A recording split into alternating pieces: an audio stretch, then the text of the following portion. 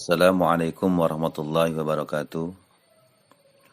Insya Allah dalam kesempatan ini kita akan membahas tentang kisah dari Syekh Abdul Qadir Al-Jailani. Sejak umur 18 tahun, beliau mengunjungi berbagai negeri untuk berguru kepada para ulama besar di zamannya, yang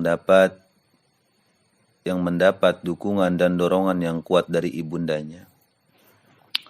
Guru-guru beliau antara lain ialah Al-Qadi Abu Sa'id Al-Mubarak, Syekh Abu Hasan Ali bin Abi Yusuf Al-Quraisy, yaitu guru-guru yang mempunyai sambungan berantai dan langsung, hingga Muhammad Al-Baghir dan datuknya Sayyidina Husain, cucu Rasulullah SAW. Dalam bidang tasawuf, guru-guru beliau yang terkenal antara lain ialah Abu Nasr Muhammad bin Al-Banna dan Abu Khair Muhammad bin Muslim Ad-Dabas dan sebagainya. Masa muda Syekh Abdul Qadir Jailani. Sejak kecil ia pendiam, qanaah, suka bertafakur dan sering melakukan sesuatu agar lebih baik. Apa yang disebut pengalaman gaib sudah dialami ketika berusia 18 tahun. Kehausan, ilmu dan kegairahan untuk berkumpul bersama orang-orang soleh telah membawanya ke Baghdad. Kala itu kota Baghdad adalah pusat ilmu dan peradaban. Kemudian beliau digelari oleh orang, yaitu Ghaus Al-Adham atau wali Ghaus terbesar menurut kaum sufi. Seorang Ghaus menduduki jenjang ruhaniyah dan keistimewaan kedua dalam hal memohon ampunan dan ridho dari Allah bagi umat manusia setelah para nabi. Seorang ulama besar di masa kini telah menggolongkannya ke dalam tingkatan siddiqin, sebagaimana sebutan Al-Quran bagi orang semacam itu.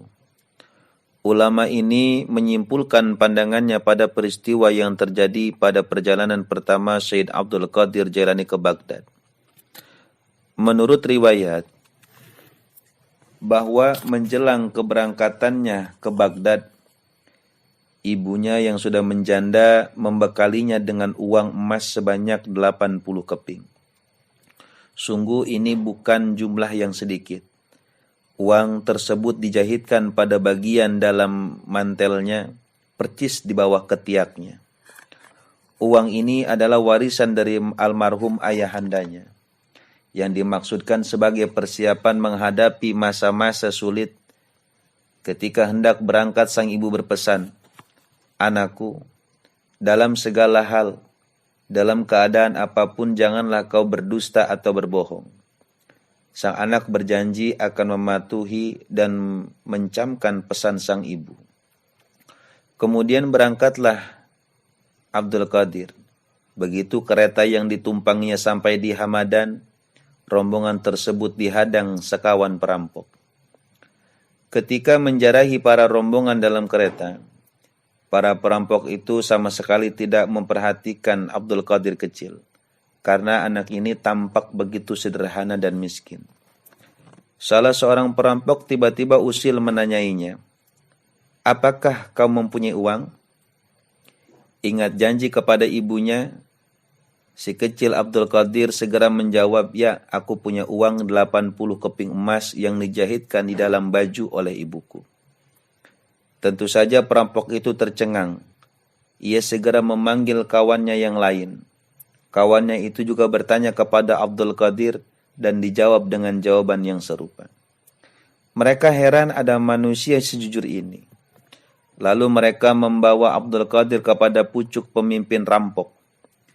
Ia ditanya yang serupa dan jawabannya tetap sama. Pemimpin rampok merasa penasaran, lalu jahitan baju Abdul Qadir dibuka. Maka didapatilah 80 keping uang emas, sebagaimana pernah dikatakannya. Si kepala rampok terhenyak kagum.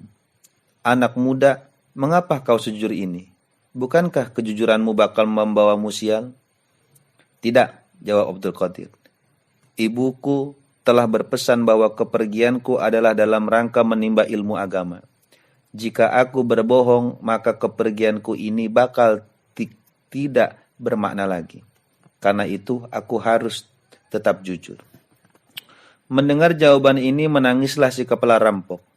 Jatuh terduduk di kaki Abdul Qadir dan menyesali segala dosa yang pernah dilakukan. Menurut riwayat, kepala rampok dan ke-40 anak buahnya akhirnya menjadi murid pertama Syekh Abdul Qadir Jailani. Peristiwa ini menunjukkan proses menjadi siddiq. Andai kata ia tak benar, mana mungkin berani mempertahankan kejujuran dalam situasi yang sangat gawat itu. Kemudian Syekh Abdul Qadir belajar di kota Baghdad. Selama belajar di Baghdad, karena demikian jujur dan murah hatinya, ia terpaksa harus tabah menderita. Berkat bakat dan kesolehannya, itu cepat menguasai semua ilmu pada masa itu. Ia membuktikan diri sebagai ahli hukum terbesar di masanya. Tetapi kerinduan ruhanianya yang lebih dalam, gelisah ingin mewujudkan diri. Bahkan di masa mudanya, ketika tenggelam dalam belajar, ia gemar musyahadah. Ia sering berpuasa dan tidak mau meminta makanan dari seorang pun, meskipun harus pergi berhari-hari tanpa makanan. Di Baghdad, ia sering menjumpai orang-orang yang berfikir ruhani dan bergaul akrab dengan mereka. Dalam masa pencarian inilah ia bertemu dengan Hadrat Hammad, seorang penjual sirup yang merupakan wali besar pada zamannya. Lambat laun, wali ini menjadi pembimbing rohani Abdul Qadir. Hadrat Hammad adalah seorang wali yang keras. Karenanya diperlakukannya sedemikian keras sufi yang sedang tumbuh ini.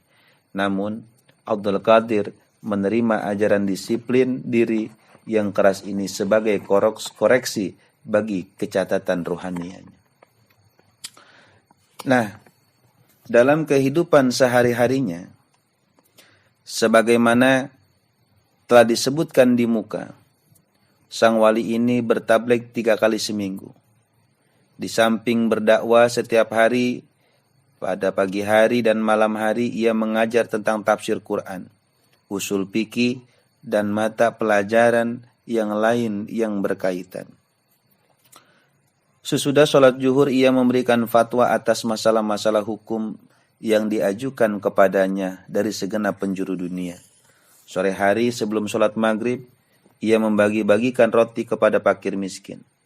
Sesudah sholat maghrib ia selalu makan, karena ia berpuasa sepanjang tahun.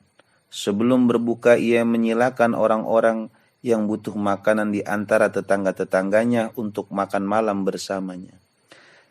Sesudah sholat isya sebagaimana kebiasaan wali, ia beristirahat di kamarnya dan melakukan sebagian besar waktu malamnya dengan beribadah kepada Allah Subhanahu wa taala. Suatu malam, suatu amalan yang dianjurkan kitab suci Al-Quran bagi semua yang mengaku dekat dengan Nabi suci. Sebagai pengikut sejati Nabi, ia curahkan seluruh waktunya di siang hari untuk mengabdi kepada umat manusia, dan sebagian besar waktu malam habiskan untuk mengabdi kepada Allah Subhanahu wa taala. Tarekah ini telah sedemikian berjasa bagi kebangkitan kembali dunia Islam dan sumbangnya kepada tasawuf tak terhingga.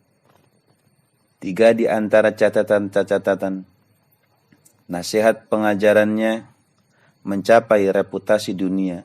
Yang paling luar biasa adalah Futhul Al-Ghaib. Mudah-mudahan sedikit kisah tentang Syekh Abdul Qadir Jailani ini memberikan pelajaran buat kepada kita semua, sedikit pengetahuan sehingga menambah wawasan kita. Semoga bermanfaat.